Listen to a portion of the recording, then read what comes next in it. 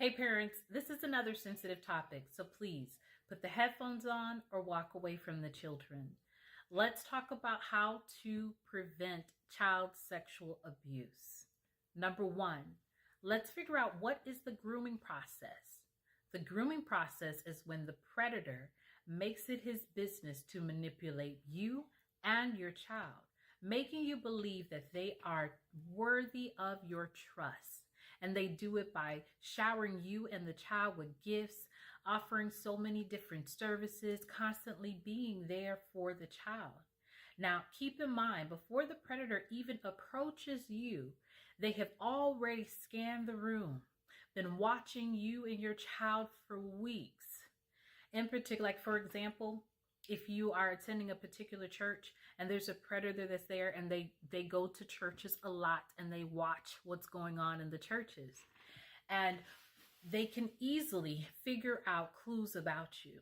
For example, if the church that you attend still hasn't changed their child care system and how they notify parents, like if they still put the child's name on the large screen where the entire congregation could see that John Smith is acting up and his mom needs to come and get him. Things like that makes you an easy target because it exposes you. They can watch and see, is this a single mom? Okay, which makes the child a really big target. Like, what's going on in their lives? Is there misbehavior? They watch because they're manipulators. So they study you to try to see how can they come in. Once they gain your trust, then they begin to make the child believe that they could only trust them. So they begin to slowly make a separation between you and the child's parents. This can be done online and in person. Once they gain the child's complete trust, that is when the sexual abuse begins. They either begin by sending naked pictures to the child, or they begin to touch the child's leg and see, testing the boundaries. They begin to see how far can they go before they're able to actually complete what they really came to do. And a lot of times parents are like, well, how did I miss the signs? How did I not see it? Primarily because the predator did such a great job on grooming you that you could not see that there was something up with them. So how do you see it? Some of the things you should pay attention are the grooming. If someone's paying extra attention to your child and there's an uneasiness about it, put a stop to it. You don't have to be rude. You don't have to be nasty. Just be very gentle about it. If your child has a trainer, or a coach whom you've hired to help them, attend the trainings. Be active.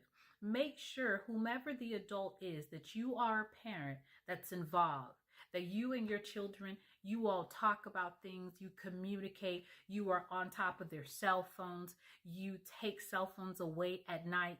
Make sure that these other adults are aware that you are a parent who stays on top of what's going on with your child. Now, if you begin to see your child is hiding information from you or hiding their phone or become extremely angry when you get access to their phone, there's a problem and you need to investigate it immediately. If you find that your child has a secret phone that you knew nothing about, that's a scary situation. Find out very quickly who gave the child the cell phone.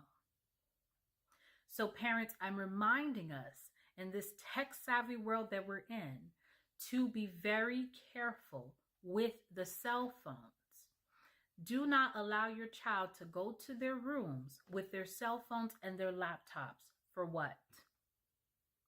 If you cannot watch and listen and pay attention to what they are doing, what they're on, that is a problem.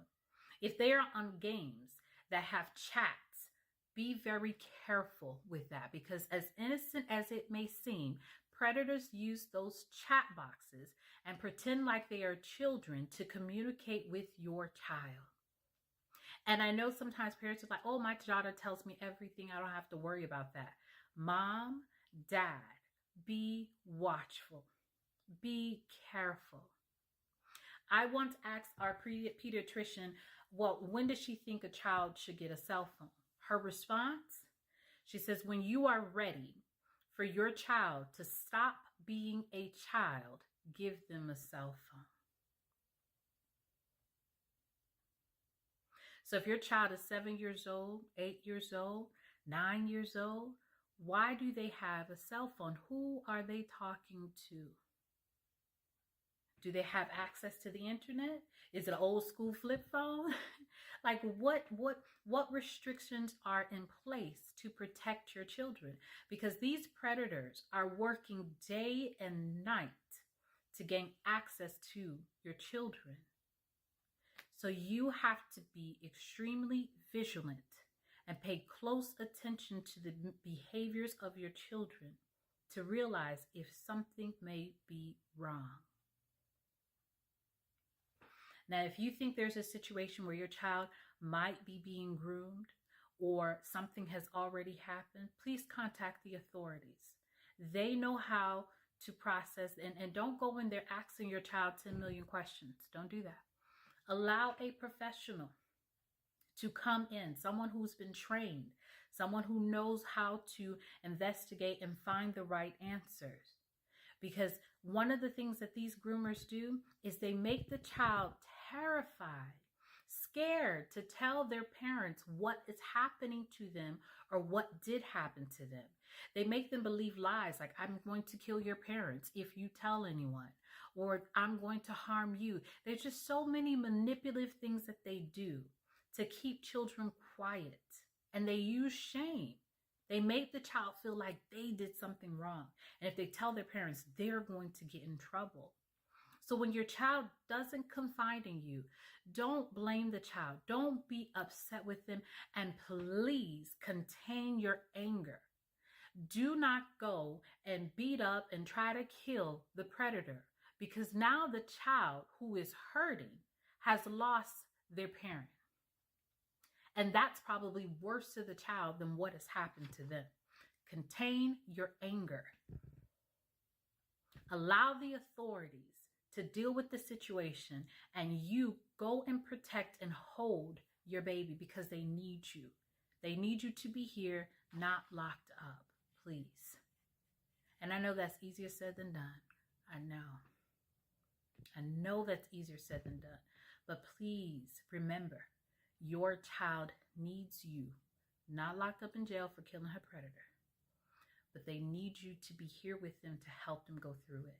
I'd like you to please contact Rain, and I'll leave the links in the description box, but reach out to Rain if you need more resources, more information on how to prevent your child from ever experiencing child sexual abuse. And I'm telling you, when you are that vigilant parent, they are afraid of you.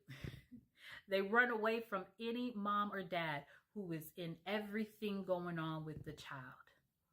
They run away. They be like, this parent is too involved. But the busy mom or the busy single dad who's working 2-3 jobs, has several children on their hand, that could put you in a position, God forbid, that the predator is trying to target your children.